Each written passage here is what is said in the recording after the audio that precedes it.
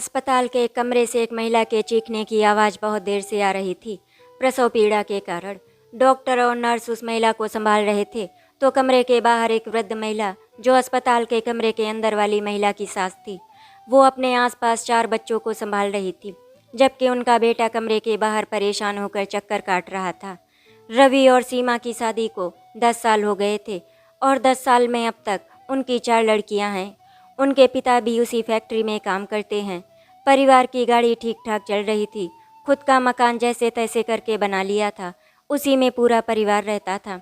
सीमा तो बड़ी बेटी के जन्म के बाद और बच्चे नहीं चाहती थी, लेकिन सास ससुर और पति के आगे उसकी एक नहीं चली और पोते का मुंह देखने की इच्छा के चलते सास का दबाव बहू पर बढ़ता गया, जिसका नतीजा ये मासूम 4 लड़कियां थी, जिन्हें उनकी दादी दिन भर में न जाने कितनी बार कोसती और बहू को ताने मारती थी। बड़ी बेटी नीना, जो अब अपनी उम्र से ज़्यादा समझदार हो गई थी, वो सब समझती और अपनी माँ के घर के कामों में हाथ बटाती थी और साथ ही स्कूल भी जाती थी।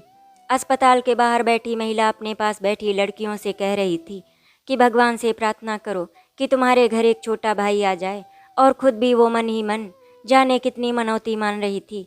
तभी कमरे के अंदर से बच्चे के रोने की आवाज़ आई, तो रवि और उसकी माँ के चेहरे पर खुशी नजर आई और थोड़ी देर में कमरे से डॉक्टर बाहर निकली और फिर नर्स कपड़े में लपेटे एक कमज़ोर से बच्चे को लेकर आई और बोली, लीजिए माँ जी, बेटी हुई है। ये सुनकर रवि की माँ अपने सिर पर हाथ मारकर रोते हुए ज़मीन पर बैठ गई और बोली, लो फिर इस करमजली ने एक और बोझ मेरे बेटे के सिर पर बढ़ा दिया। उधर इन चारों मासूम लड़कियों को ये समझ नहीं आ रहा था कि दादी क्यों रो रही हैं, पापा भी उदास से उस बच्चे को लेकर क्यों खड़े हैं। रवि कमरे में अपनी चारों बेटियों के साथ अपनी पत्नी सीमा के पास गया, तो उसने देखा कि बेहोश सीमा का चेहरा सफ़ेद पड़ गया है और वो हड्डियों का ढांचा लग रही थी। नर्स ने कुछ टॉनिक और दवा के नाम लिखकर रवि को दिए और कहा कि ये दवाई और टॉनिक इन्हें लगभग 8 महीने दे, तो कुछ ताकत इनके शरीर में आ जाएगी और आप अब अगले बच्चे के बारे में सोचना छोड़ दें, क्योंकि अब इनकी बच्चादानी कमज़ोर हो गई है। इतना कहकर नर्स कमरे के बाहर चली गई। उसकी माँ भी घर वापस चली गई, क्योंकि वो अस्पताल में अपनी बहू के पास रुकना नहीं चाहती थी। बाहर झाड़ू पोछा करने वाली एक महिला बैठी थी। रवि ने उनसे कहा, आंटी जी थोड़ी देर मेरे बच्चे को देख लीजिए, मैं अभी कुछ सामान लेकर आता हूँ। तो उन्होंने हाँ कर दिया। रवि घर आया सामान लेने के लिए, तो उसकी माँ बहुत ही उल्टा सीधा बोल रही थी उसकी पत्नी सीमा और उसकी बच्चियों के लिए। लेकिन रवि एक कान से सुनकर दूसरे कान से बाहर निकालकर कुछ सामान लेकर हॉस्पिटल आ गया। रवि ने महिला को धन्यवाद किया। फिर रवि और सीमा ने उस महिला को अपनी सारी कहानी सुनाई। सीमा ने कहा, आंटी मैं अपने बच्चों के लिए कुछ करना चाहती हूँ, लेकिन कैसे करूँ समझ नहीं आता। रवि को भी सिर्फ 5,000 रुपये ही मिलते हैं, उतने में क्या होता है। तो उन्होंने रवि से पूछा, तुम कितना पढ़े हो? तो रवि ने बताया कि वो 12वीं तक पढ़ा है। देखो बेटा, इस अस्पताल में जगह निकलती रहती हैं, मैं तुम्हें बता दूंगी, तो तुम फॉर्म भर देना और मैं बड़े साहब जी से सिफारिश भी कर लूँगी, तुम्हें नौकरी मिल जाएगी। अगर तुम्हारा चयन हो गया तो 15,000 से कम पगार नहीं मिलेगी। ये सुनकर सीमा और रवि बहुत खुश हुए, लेकिन दूसरे ही पल उनका चेहरा लटक गया। महिला का नाम मीता था। उसको समझते देर नहीं लगी कि वो दोनों क्यों उदास हैं। इसीलिए वो बोली कि जब तक तुम्हारी सरकारी नौकरी नहीं लग जाती, तब तक तुम ऐसे ही यहाँ पर काम कर सकते हो, लेकिन पगार कम होगी। और रही रहने की बात, तो मेरा क्वार्टर तो है ही, अगर तुम लोग वहाँ रहोगे तो मेरा भी दिल लगा रहेगा और मैं सीमा की देखभाल भी अच्छी तरह से कर पाऊँगी। ये सुनकर रवि बोला, लेकिन आपको हमसे किराया तो लेना ही पड़ेगा। तब मीता बोली कि पहली बात, मैंने तुम्हें अपना बेटा माना है, और दूसरी बात, जब सरकार ही मुझसे किराया नहीं लेती तो मैं तुमसे क्यों लूँ। दरअसल मीता जी का भरा पूरा परिवार था। एक दुर्घटना में उनके पूरे परिवार का खात्मा हो गया और वो अकेली रह गई। अब चलो चलकर बड़े डॉक्टर साहब से बात करते हैं। मीता रवि को साथ लेकर बड़े डॉक्टर साहब के कैबिन के पास जाकर बोली, क्या मैं अंदर आ जाऊं साहब? अरे चाची, आपको पूछने की क्या ज़रूरत है, आप तो ऐसे ही आ जाया करो। मीता बोली, आपसे एक काम था। ये जो लड़का है इसका नाम है रवि और ये 12वीं पास है। इसके घर वाले पोते की आस में थे, लेकिन इसकी पत्नी को 5 बेटियां हो गई, तो वो इसकी पत्नी और पोतियों से नाराज़ हैं। तब डॉक्टर साहब बोले, तो आप क्या चाहती हो चाची? मीता बोली, इसकी कहानी सुनकर मैंने इसे अपना मुंह बोला बेटा बना लिया है। इसीलिए आपसे निवेदन है कि आप इसे फ़िलहाल कोई काम योग्यता के आधार पर दे दें और जब अस्पताल में खाली जगह निकले तो पक्की नौकरी पर रख लें। इसे और इसके परिवार को मैं अपने साथ रखूंगी तो मेरा भी मन घर में लगा रहेगा। ये सुनकर डॉक्टर साहब कुछ सोचने लगे। फिर थोड़ी देर बाद रवि से बोले, तुम जहाँ पर नौकरी करते थे वहाँ पर क्या काम करते थे? तो रवि बोला कि साहब मैं वहाँ पर कंप्यूटर पर डाटा एंट्री करता था। ये सुनकर डॉक्टर साहब बहुत खुश हुए और बोले, अभी हमारे अस्पताल में डाटा एंट्री करने वाले की जगह निकलने वाली है और उसकी पगार 15,000 रुपये है, पर अभी जगह निकली नहीं है तो तुम्हें हम आधी पगार पर काम पर रख लेते हैं और जगह निकलने पर तुम्हें पक्की नौकरी पर रख लेंगे। और हाँ, तुम कल से ही नौकरी पर आना शुरू कर दो। ये सुनकर रवि और मीता डॉक्टर साहब को बहुत बहुत धन्यवाद करते हुए बाहर आ गए और जल्दी जाकर सीमा को सारी बात बताई तो वो भी बहुत खुश हो गई। फिर थोड़ी देर बाद रवि बोला कि अभी दोपहर हो रही है तो मैं घर जाकर तुम्हारा जो भी सामान मायके से मिला था वो लेकर और बच्चों तथा अपने सारे कपड़े और बर्तन आदि लेकर आता हूँ। उधर रवि घर गया और जाकर सीमा के मायके से मिले सामान को अपनी माँ से मांगा और फिर जल्दी से कमरे में जाकर बच्चों के अपने कपड़े भी गठरी बनाई। सीमा के कपड़े की अलग गठरी बनाई और सीमा के घर से मिला पलंग, श्रृंगार की टेबल, अलमारी, बैठने वाला सोफ़ा और मेज एक जगह इकट्ठा कर लिया। घर के लोग हैरान होकर देख रहे थे। रवि के बड़े भैया बोले कि छोटे तू क्या कर रहा है? तो रवि बोला, माँ मुझे जल्दी से सीमा के मायके से मिले बर्तन दे दो, मुझे देर हो रही है। ये सुनकर रवि के पिता बोले, लेकिन ये सब लेकर तू कहाँ जा रहा है? इस पर रवि बोला कि जिस घर में मेरी बेटियों की, मेरी पत्नी की इज्जत नहीं, उस घर को छोड़कर अपने परिवार के साथ जा रहा हूँ। इस पर रवि की भाभी बोली, देवर जी सीमा अभी कमज़ोर है, वो इतनी जल्दी घर नहीं संभाल पाएगी और आपकी इतनी पगार कहाँ है कि आप इतने बड़े परिवार का खर्च उठा पाओ। वो तो हम लोग थे जिनके बलबूते आपकी बेटियां रोटी खा रही थी। रवि को बहुत गुस्सा आया लेकिन खुद को शांत करता हुआ बोला कि बस इन्हीं तानेबाजी के चलते मैं ये घर छोड़कर जा रहा हूँ। और हाँ, दुनिया में सब आप और माँ जैसे नहीं होते, कुछ अच्छे लोग भी होते हैं जो बिना स्वार्थ के दूसरों की मदद करते हैं। और आप सब देखना, मेरी बेटियां ही इस घर का नाम रोशन करेंगी। आपको बड़ा घमंड है कि आपके 4-4 बेटे हैं, तो मुझे घमंड है कि भगवान ने मुझे 5-5 बेटी दी है और मैं उनको इस लायक बनाऊंगा कि वो मेरा सर गर्व से रोशन करेंगी। इस पर रवि की भाभी जल भुन गई और बोली, लड़कियों का क्या है, उनको तो पराए घर जाना है, नाम तो लड़के रोशन करते हैं, लड़कियों से किसी के घर का नाम कभी रोशन हुआ है? हमने तो नहीं सुना। तब रवि बोला, आप भी इसी शहर में हो और मैं भी इसी शहर में, मैं ये साबित करके दिखा दूंगा कि लड़कियां भी खानदान का नाम रोशन करती हैं।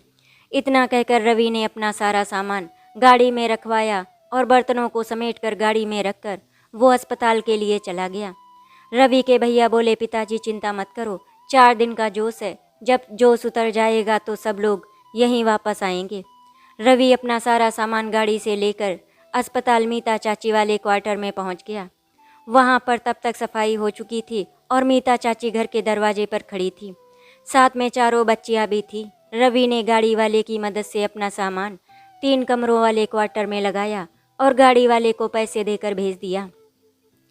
इधर घर में सामान तो रख दिया गया था लेकिन ठीक से जमाया नहीं गया था। तब रवि ने अस्पताल के एक कर्मचारी की मदद से सामान को 2 कमरों में ठीक से लगाया और रसोई में भी सब सामान ठीक ढंग से जमा दिया। इस सब काम में रवि की दोनों बेटी और मीता चाची मदद कर रही थी। जब सब सामान लग गया और बिस्तर भी बिछ गए, फिर वो सीमा के पास चला गया। अगले दिन सुबह जब रवि की आंख खुली तो वो सीमा को बताकर क्वार्टर आया और जल्दी जल्दी नहा धोकर तैयार हो गया। उधर तब तक चाची ने सभी लड़कियों को नहलाकर तैयार कर दिया था। चाची सीमा से उसका हाल चाल पूछकर उससे नाश्ता करवाती हैं और रवि से कहती हैं कि रवि, अगर तुम्हारे पास कुछ रुपए हों तो शाम को ये सामान लेकर क्वार्टर में आ जाना, सीमा के लिए ताकत के लड्डू बनाने हैं। इतना कहकर चाची ने एक लिस्ट रवि को पकड़ा दी। रवि वहाँ से सीधे बड़े डॉक्टर साहब के पास गया और बोला कि मुझे किस जगह काम करना है, ज़रा बता दीजिए। तो डॉक्टर साहब ने एक चपरासी को बुलाकर रवि के साथ ये कहकर भेज दिया कि इन्हें वर्मा जी के पास ले जाओ और कहना कि इन्हें काम समझा दें। रवि चपरासी के साथ वर्मा जी के पास पहुंचा तो देखा कि वो एक अधेड़ उम्र के व्यक्ति थे। रवि ने उनसे सम्मानपूर्वक नमस्कार किया और बोला कि सर, डॉक्टर साहब ने मुझे आपसे काम सीखने के बारे में कहा है। क्या आप मुझे बता सकते हैं कि कैसे काम करना है? वर्मा जी ने रवि को एक नज़र देखकर समझ गए कि लड़का मेहनती है और जल्दी ही काम को सीख जाएगा। तब उन्होंने रवि को किस तरह कंप्यूटर में डेटा एंट्री करनी है, कैसे फाइल बनाकर उसे सेव करना है और हर महीने उसकी रिपोर्ट बड़े डॉक्टर साहब तक पहुंचानी है, ये सब बताया। रवि कंप्यूटर तो चलाना अच्छी तरह से जानता था, तो जल्दी ही वर्मा के द्वारा बताया गया शाम तक काम करने के बाद उसने वर्मा जी को बुलाकर एक बार सारे दिन का काम दिखाया। वर्मा जी हैरान रह गए थे, क्योंकि रवि के किसी काम में कोई गलती नहीं थी। तो उन्होंने रवि को शाबाशी दी और बोले, क्या तुम पहले कहीं कंप्यूटर पर डेटा एंट्री का काम करते थे? तब रवि बोला, जी। इस पर वर्मा जी बोले, तभी तुम्हारे काम में कोई गलती नहीं है। तब तक 5 बज गए थे और स्टाफ के लोग जाने लगे थे और नर्सों तथा डॉक्टर की ड्यूटी बदलने का समय हो गया था। तो इसीलिए रवि भी अपने कैबिन से बाहर निकला और क्वार्टर के लिए जाने लगा। तभी उसे अचानक याद आया कि चाची ने कुछ सामान मंगवाया था, तो वो सामान लेने बाजार चला गया तथा सामान लेकर वो वापस अस्पताल सीमा के कमरे में गया तो देखा कि चाची सभी लड़कियों को और सीमा को चाय नाश्ता करा रही थी। रवि को देखकर बोली, चल आजा तू भी चाय पी ले। तब रवि सामान का थैला वहीं रखकर चाय पीने लगा। तभी उसकी सबसे छोटी बेटी रोने लगी। इस पर नीना बोली, मम्मी शिवानी रो रही है, उसे भी भूख लगी होगी, आप उसे भी चाय पिला दो। इस पर दूसरी बेटी मीना बोली, नहीं दीदी, शिवानी चाय नहीं पीती है, दूध पीती है मम्मी का। बच्चों की इन मासूम बातों को सुनकर रवि और सीमा के साथ साथ चाची भी मुस्कुरा पड़ी। फिर चाची बोली, चल रवि, आज तू मेरी थोड़ी मदद कर दे, मैं सीमा बहू के लिए ताकत के लड्डू बना देती हूँ, जिससे वो जल्दी ठीक होने लगेगी। इस पर रवि बोला, ठीक है चाची, आप बताती जाना, मैं और नीना बेटी लड्डू बनाने में आपकी मदद कर देंगे। इतना कहकर वो सीमा को कमरे में छोड़कर क्वार्टर में जाकर रसोई में काम करने लगा। चाची रवि को बताती रहीं और रवि उसी तरह काम करता रहा। चाची ने दोनों लड़कियों नीना और मीना को मेवे काटने के काम पर लगा दिया। जल्दी ही सब सामान तैयार हो गया। तो इस तरह करीब 2 घंटे में लड्डू बनकर तैयार हो गए। तो चाची ने सबसे पहले लड्डू चारों लड़कियों को और फिर रवि को दिए। तो लड़कियां बोली, दादी ये तो लड्डू बहुत स्वादिष्ट हैं, क्या आप हमें भी मम्मी के साथ साथ रोज़ लड्डू दोगी? इस पर चाची बोली, क्यों नहीं, मैंने अपनी 5 राजकुमारी के लिए जो बनाए हैं। पर हाँ, तुम सब दिन में केवल 1 बार लेना और तुम्हारी मम्मी दिन में 3 बार लेगी और जल्दी ठीक होकर वो इस घर में आ जाएगी। फिर मैं तुम सबके लिए और भी ज़्यादा लड्डू बनाऊंगी। ये सुनकर चारों लड़कियां बहुत खुश हुईं। सीमा को चाची ने लड्डू के साथ साथ खाना भी खिलाया और दूध भी पीने को दिया। सीमा की हालत में धीरे धीरे सुधार होना शुरू हो गया था। अब वो अपनी बेटी शिवानी को भरपेट दूध पिला सकती थी, क्योंकि अब दूध ज़्यादा मात्रा में बनने लगा था, जिससे शिवानी भी अब गोल मटोल सुंदर दिखने लगी थी। और तो और रोज़ाना एक एक लड्डू चाची दूध के साथ चारों लड़कियों को देती थी, तो उनकी भी सेहत में सुधार आने लगा था। एक दिन सीमा को अस्पताल से छुट्टी मिल गई, तो रवि उसे तथा शिवानी को लेकर क्वार्टर में आया, जहां चाची ने बाकायदा सीमा और शिवानी की नज़र उतारकर उन्हें घर के अंदर आने को कहा। सीमा ने पहली बार चाची का क्वार्टर देखा तो उसे सब कुछ सामान व्यवस्थित लगा हुआ मिला, और तो और रसोई में भी सब कुछ सही तरीके से लगा हुआ था। अब सीमा और रवि तथा शिवानी एक कमरे में सोते और दूसरे कमरे में चाची लड़कियों को लेकर सोती थी। तीसरा कमरा बैठक के तौर पर इस्तेमाल किया जाने लगा। अब रोज़ाना रवि और चाची दोनों अस्पताल काम करने चले जाते और सीमा धीरे धीरे नीना और मीना की मदद से घर के काम करती और खाना बनाने लगी थी। कुछ ही दिन में सीमा पूरी तरह से ठीक हो गई। शिवानी भी 6 महीने की हो गई थी, लेकिन चाची ने ताकत के लड्डू बनाने बंद नहीं किए थे। रोज़ाना नियम से घर में सब लोग दूध के साथ एक एक लड्डू जरूर खाते थे।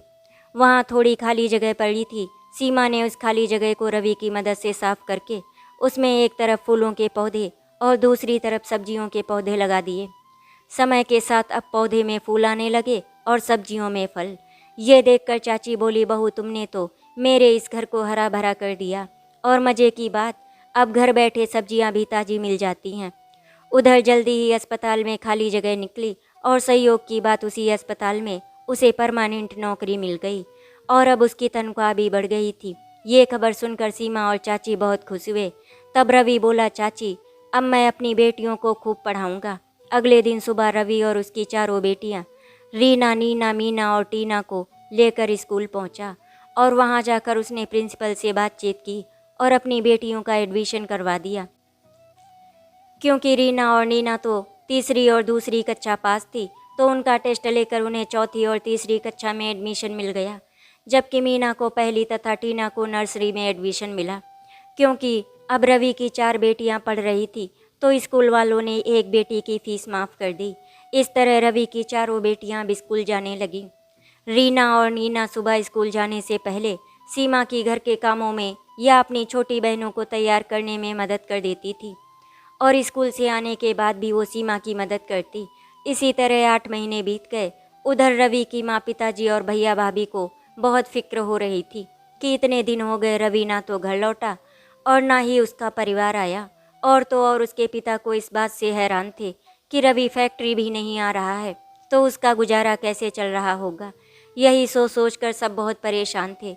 रवि का पता भी किसी के पास नहीं था, लेकिन इतना तो पक्का था कि रवि और उसका परिवार इसी शहर में थे। देखते देखते 6 साल बीत गए। अब शिवानी भी स्कूल जाने लगी थी। चाची की उम्र होने के कारण उन्हें रिटायरमेंट मिल गया था, लेकिन उन्हें पेंशन मिलती थी। चाची के कहने पर बड़े डॉक्टर साहब ने रवि को चाची वाला क्वार्टर उसके नाम से अलॉट कर दिया था। चाची का जब भी मन करता तो वो टहलती हुई अस्पताल चली जाती और सबसे मिलकर वापस आ जाती थी। वो अब रवि के परिवार के साथ ही रहती थी, क्योंकि उन्होंने रवि के परिवार में अपने परिवार को ढूंढ लिया था। इधर रीना ने 10वीं कक्षा का बोर्ड एग्जाम दिया था और वो बड़ी बेसब्री से रिजल्ट का इंतजार कर रही थी। उसने बहुत मेहनत की थी, उसे पूरा विश्वास था कि वो प्रथम श्रेणी में तो पास होगी ही। 5 लड़कियां चाची को चाची दादी कहती थी, और एक दिन ऐसे ही बैठे बैठे उन्होंने बातों बातों में बताया कि उनकी बड़ी बेटी बड़ी होकर सरकारी अधिकारी बनना चाहती थी, जिसके लिए उसने 10वीं कक्षा में बहुत मेहनत भी करनी शुरू कर दी थी। तब रीना ने मन ही मन ठान लिया कि वो दादी का सपना सच करके दिखाएगी, और उसने सरकारी अधिकारी बनने की प्रक्रिया के बारे में स्कूल के टीचर से भी पूछा था, और अब वो टीचर के दिशा निर्देश पर अपनी तैयारी कर रही थी। जब रीना की छोटी बहनों ने देखा कि दीदी कितनी मेहनत से पढ़ती हैं और घर के काम भी करवाती हैं, तो उन सब ने भी देखा देखी घर के काम और पढ़ने में ज़्यादा मेहनत करनी शुरू कर दी। इधर जब से रवि घर छोड़ कर गया था, तब से उसके घर में अम्मा की जगह उसकी बड़ी भाभी की ज़्यादा चलने लगी थी, और बड़े भैया भी उन्हीं की बात सुनते थे। रवि के पिता रिटायर हो चुके थे और उन्होंने फंड से मिले पैसों से घर में ही एक छोटी सी दुकान खोल ली और दुकान पर बैठने लगे। जबकि बड़े भैया अपनी नौकरी पर जाते थे। उनका सबसे बड़ा बेटा रीना से 2 साल बड़ा था, लेकिन 10वीं में 2 बार फेल होने के कारण अब वो तीसरी बार 10वीं की परीक्षा दे रहा था। बड़े भैया तो ज़्यादातर घर से बाहर रहते थे और भाभी के चारों लड़के उनकी बात सुनते नहीं थे। अगर कभी भाभी किसी गलत बात पर उन्हें मारती या डांटती थी, तो उनके सास ससुर दोनों ही बहू को डांटने लगते थे। इससे बच्चों के मन में भी ना तो माँ का डर था और ना ही पापा का। उन्हें तो पूरी तरह दादा दादी के लाड प्यार ने बिगाड़ दिया था। अब जब बड़ा बेटा ही पढ़ाई में इतना कमज़ोर था, तो बाकी भी उसी की राह पर चल रहे थे। अब जब 10वीं का रिजल्ट आया तो रीना का नाम जिले में टॉप करने वालों में सबसे पहले नंबर पर था, और अखबार में सबसे पहले पेज पर उसकी फ़ोटो पिता के और स्कूल के नाम के साथ छपी थी। रवि के घर में तो मानो उत्सव का माहौल था। अस्पताल के सभी लोग और आस पड़ोस के लोग रवि और रीना को बधाई दे रहे थे। रीना की बहनें भी बहुत खुश थी, जबकि उधर दादाजी अपने पोते का रिजल्ट देखने के लिए अखबार लेकर उसमें पोते का रोल नंबर ढूंढ रहे थे। पोता घर से बाहर अपने दोस्तों में बैठ सिगरेट पी रहा था। दादाजी ने पूरा अखबार छान लिया तो सबसे आखिर में कंपार्टमेंट में पास होने वाले रोल नंबर में उनके पोते का नंबर था। वो दुखी तो जरूर थे, लेकिन संतोष था कि पोता 10वीं पास हो गया। अब उन्होंने अखबार बंद करके रख दिया, और थोड़ी देर बाद जब अखबार पर नज़र गई तो देखा कि अखबार के पहले पेज पर भी कुछ बच्चों की फ़ोटो छपी है। तो वो उत्सुकतावश देखने लगी कि देखे आखिर किसके बच्चे अच्छे नंबर के पास हुए हैं। तो अखबार उठाया तो पहली फ़ोटो उन्हें कुछ जानी पहचानी लगी, और जब उसका नाम, पिता का नाम तथा नंबर देखे तो खुशी से उछल पड़े और घर के अंदर जाकर ज़ोर ज़ोर से चिल्लाने लगे कि सब लोग बाहर आओ, देखो एक खुशखबरी है। सबने सोचा कि बड़ा पोता पास हो गया है तो बुला रहे हैं। जब सब आ गए, बड़ा पोता भी आ गया, तो दादाजी बोले, तुम सबको पता है इस बार जिले में किसने टॉप किया है? सबने पूछा कौन है? तो बोले, अरे अपने रवि की बड़ी बेटी रीना ने सबसे ज़्यादा नंबर लेकर जिला टॉप किया है। ये सुनकर दादी बोली, अरे तो नासपीटी ने कौन सा पहाड़ तोड़ लिया, अच्छे नंबर ही तो लाई है। आप तो ये बताओ कि अपने पोते के कितने नंबर आए हैं। जरूर इस बार वो फर्स्ट आया होगा। मैंने उसे बादाम वाले दूध और मेवे के लड्डू जो बनाकर खिलाए थे। तब दादाजी बोले कि तो क्या तीर मार लिया, कंपार्टमेंट में पास हुआ है, वो भी तीसरी बार में। इस पर घर में एक अजीब सा माहौल बन गया। जब आस पड़ोस के लोग रवि के पिता के घर आकर पोती के जिला टॉप करने की बधाई देने लगे और मजबूरी में वो सबकी बधाई का हंसकर जवाब दे रहे थे, लेकिन कहीं न कहीं उनके मन में भी अपनी पोती रीना के लिए प्यार छलक रहा था। लेकिन वो जानबूझकर उसे दबाने की कोशिश कर रहे थे, क्योंकि रीना एक लड़की थी। उधर रीना को 10वीं के परीक्षा फल के कारण स्कूल के अलावा जिले के मजिस्ट्रेट ने भी इनाम की धनराशि देकर सम्मानित किया। ये सब खबर रीना के दादाजी घर बैठे अखबार में पढ़ते थे, जबकि घर के सभी लोग रवि के परिवार से जलन की भावना रखते थे। लड़के भी घर के बड़े की देखा देखी अपनी ही सगी चचेरी बहनों से जलने लगे थे। उधर रीना ने कला विषय में 12वीं की परीक्षा की तैयारी शुरू की, जबकि उसकी छोटी बहन नीना 10वीं की तैयारी कर रही थी। और देखते ही देखते रीना ने 12वीं में फिर से जिला टॉप किया, जबकि नीना ने 10वीं की परीक्षा में जिला टॉप किया। अब रवि की दोनों बेटियों ने जिला टॉप किया तो फिर से लोगों ने रवि को बधाई दी और कहा कि मान गए, तुम्हारी बेटियां बेटों से कम नहीं हैं, और तो और घर के कामकाज में भी कितनी निपुण हैं।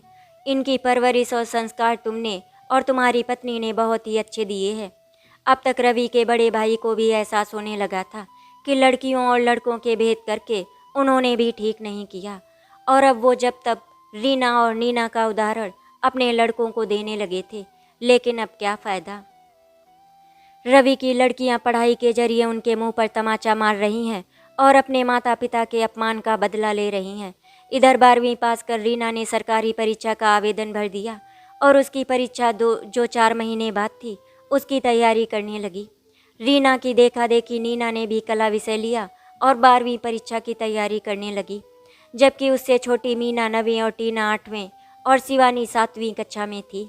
4 महीने बाद रीना ने परीक्षा दी, जिसमें वो सफल हुई और उसे इंटरव्यू के लिए बुलाया गया और जिसमें उसका सिलेक्शन हो गया। उसकी नियुक्ति भी उसी शहर में सरकारी ऑफिस में हो गई। 1 साल बाद फिर इतिहास दोहराया गया, लेकिन इस बार जिला टॉप करने वालों के नाम बदले थे। 12वीं में नीना और 10वीं में मीना ने टॉप किया था और नीना ने भी रीना की तरह 4 महीने बाद उसने भी सरकारी परीक्षा दी, पास की और इंटरव्यू में भी उसका सिलेक्शन हो गया और रीना के ही ऑफिस में उसकी भी नियुक्ति हो गई। अब दोनों बहनें साथ साथ जाती और आती थी। इधर मीना ने 12वीं में कला विषय लिया और उसके साथ ही पीसीएस की तैयारियों में जुट गई। 12वीं की परीक्षा में जिला टॉप करने के बाद उसने ग्रेजुएशन करने के लिए कॉलेज में एडमिशन ले लिया और कॉलेज जाने लगी। करीब 1 साल बाद फिर से टीना और शिवानी ने 12वीं और 10वीं की परीक्षा में जिला टॉप किया। अब की बार जब उनको जिलाधिकारी से सम्मानित किया तो आखिर वो बोल ही पड़े, अरे अब और लोगों को भी टॉप करने दो। इस पर टीना बोली, सर ये सिलसिला तो हमारी सबसे छोटी बहन शिवानी के 12वीं पास करने के बाद ही खत्म होगा। टीना की बात सुनकर जिला अधिकारी समेत सभी लोग हंस पड़े। टीना ने भी मीना की तरह पीसीएस की तैयारी करने के लिए कॉलेज में एडमिशन ले लिया, जबकि शिवानी ने 12वीं कक्षा में कला विषय लेकर पीसीएस करने की तैयारी अपनी दोनों बहनों के दिशा निर्देश पर शुरू कर दी थी।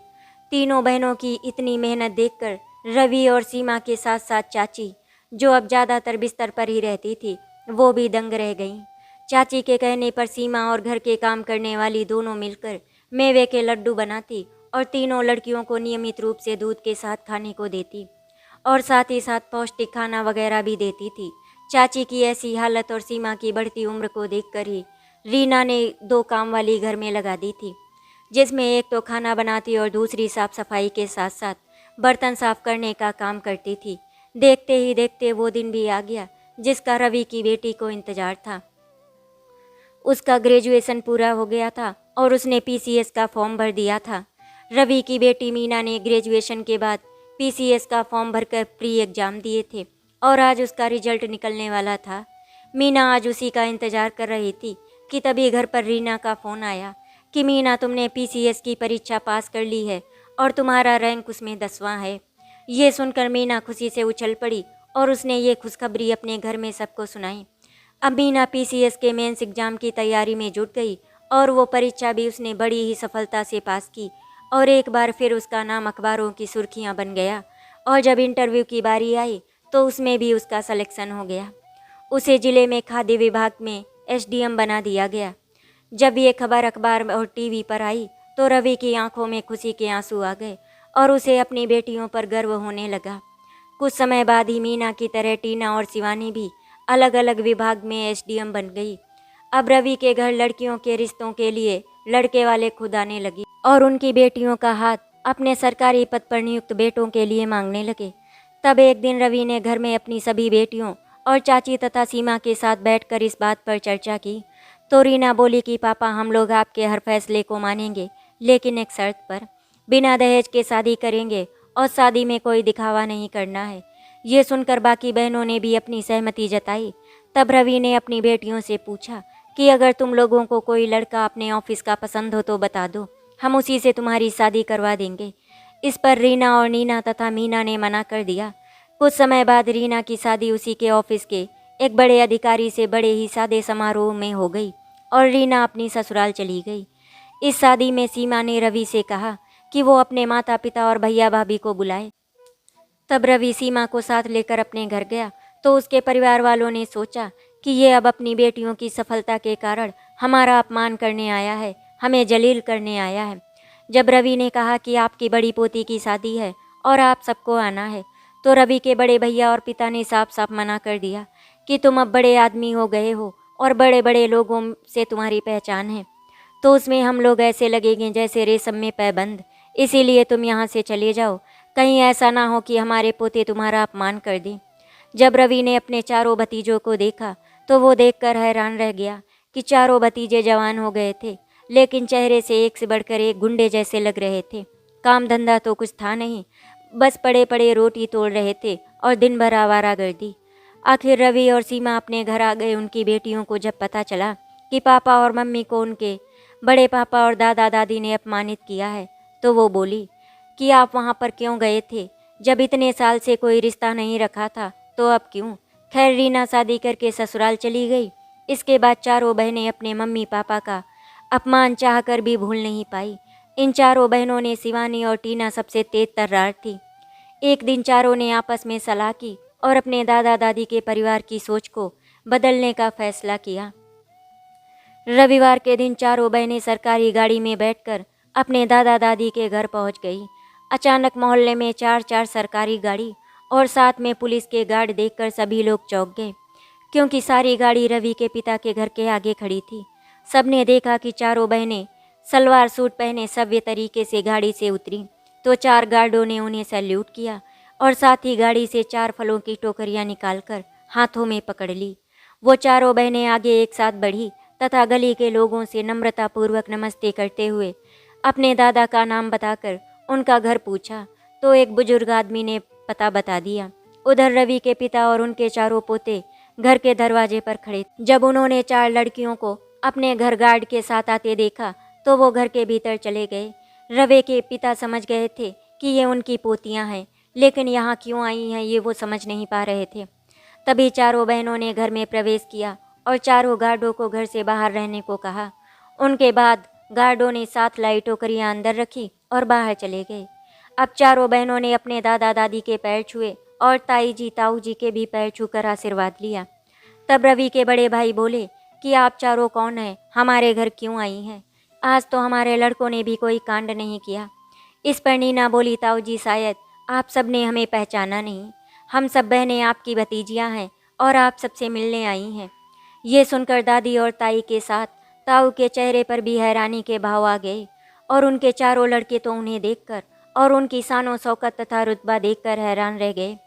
उन लड़कों ने ये नहीं सोचा था कि ये 5 बहनें इतनी ऊंची पोस्ट पर होंगी और इनके आगे पीछे पुलिस घूमती होगी, लेकिन वो अपने चेहरे पर कोई भाव नहीं लाए। एक बार तो ताऊ के चेहरे पर खुशी दिखी और उसने उनसे बैठने को कहा।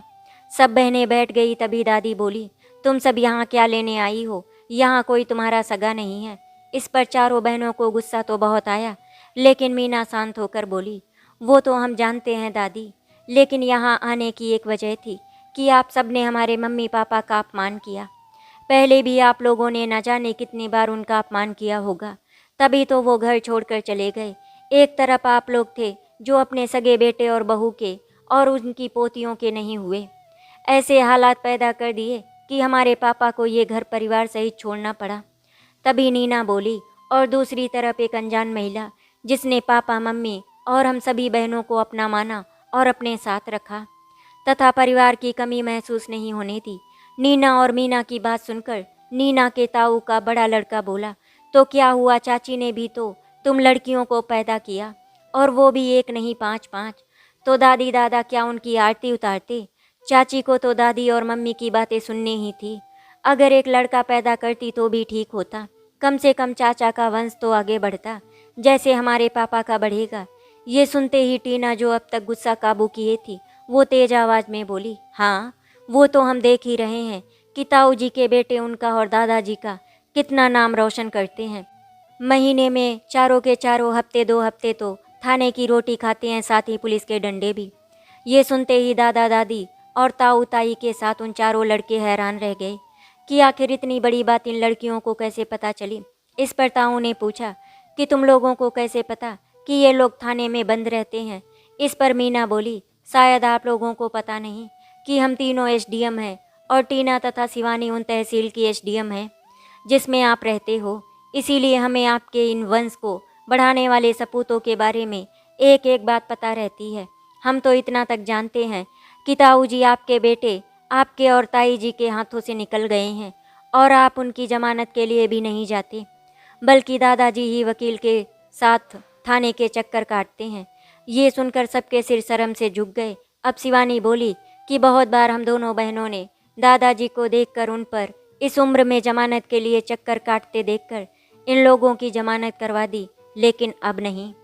बहुत हुआ ये सब, चलो दीदी। और हाँ, एक बात और याद रखना आप सब, बड़े भाई साहब अगर आपकी बार कोई कांड किया तो आपके सारे बंद केस रीओपन करवा दूंगी, और अगर किसी ने हमारे और आपके बीच क्या संबंध है बताया तो इसमें भी आपकी ही जगहसाई होगी कि देखो बहनें तो छोटी होकर कितनी अच्छी पोस्ट पर हैं और ये भाई थाने के चक्कर काटते हैं, कुछ करते धरते नहीं।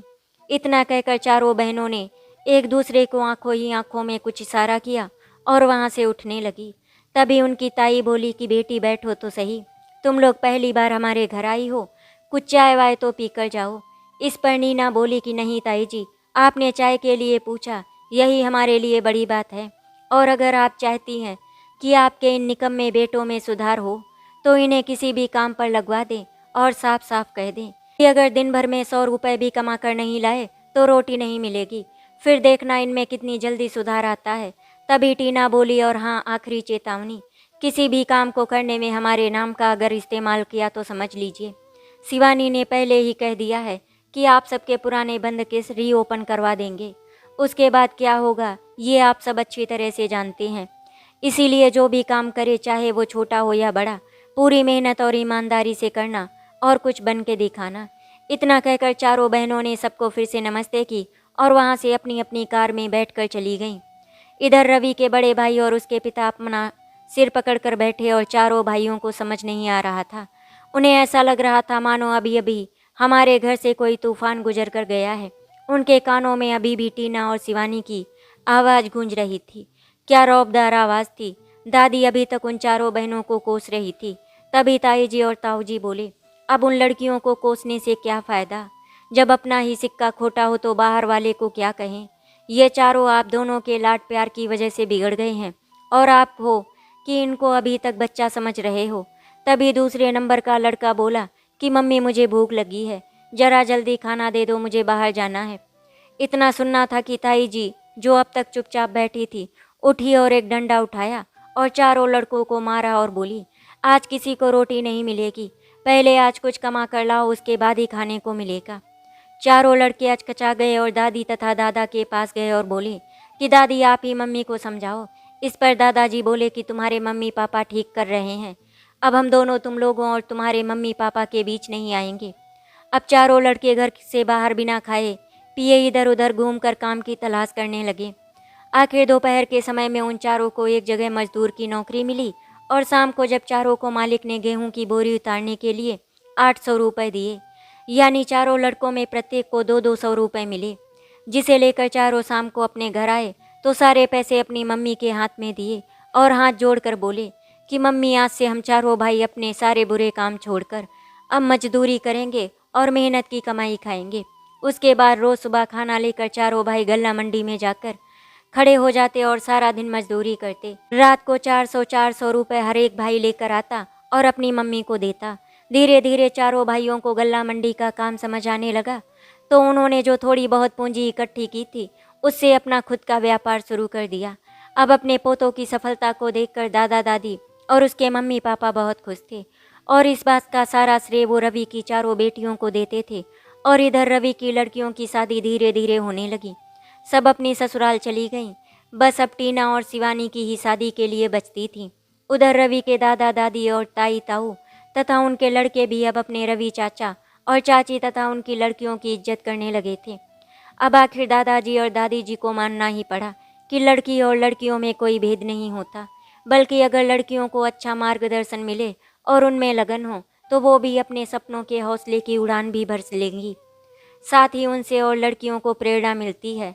उन बहनों साथ ही अपने बिगड़े भाइयों को भी सुधार दिया। वास्तव में रवि भैया की पांचों लड़कियों ने पूरे खानदान का नाम रोशन कर दिया। और आज से ही नहीं, जब से वो पढ़ती थी। आज घर के सब लोग रवि के घर गए और रवि तथा सीमा भी सबको देखकर चौंक गए और फिर उन्हें घर में बुलाकर आदर के साथ बिठाया। सबने रवि और सीमा से माफ़ी मांगी और अपने घर आकर साथ रहने के लिए कहा। तब रवि और सीमा बोले, पिताजी, ये संभव नहीं है। आपके घर से निकलने के बाद लड़कियों की सीमा की देखभाल चाची ने की और हमें अपने घर में जगह दी, मेरी नौकरी का बंदोबस्त किया। अब हम उन्हें उनके आखिरी समय में छोड़कर नहीं जा सकते। आप फिक्र ना करें, मैं समय आने पर खुद ही आ जाऊंगा। तब रवि की माँ बोली, सच है बेटा, तूने सही कहा है कि मेरी बेटियां ही हमारे खानदान का नाम रोशन करेंगी और तूने, तेरी बहू ने और तेरी बेटियों ने ये सच कर दिखाया। हम सब बहुत खुश हैं। और इतना कहकर रवि के परिवार वाले अपने घर चले गए और रवि ने अपनी बेटियों पर गर्व महसूस करते हुए सीमा से बोला कि देखा तुमने, हमने अपनी बेटियों को आगे बढ़ने का हौसला दिया और सबने अपनी उड़ान एक दूसरे को देखकर भर ली। सच में हमारी बेटियों जैसी सबकी बेटियां हों। आशा करती हूँ आपको हमारी कहानी अच्छी लगी होगी। अगर आपको हमारी कहानी अच्छी लगी तो वीडियो को लाइक एंड शेयर करें, चैनल को सब्सक्राइब करें। वीडियो देखने के लिए आपका धन्यवाद।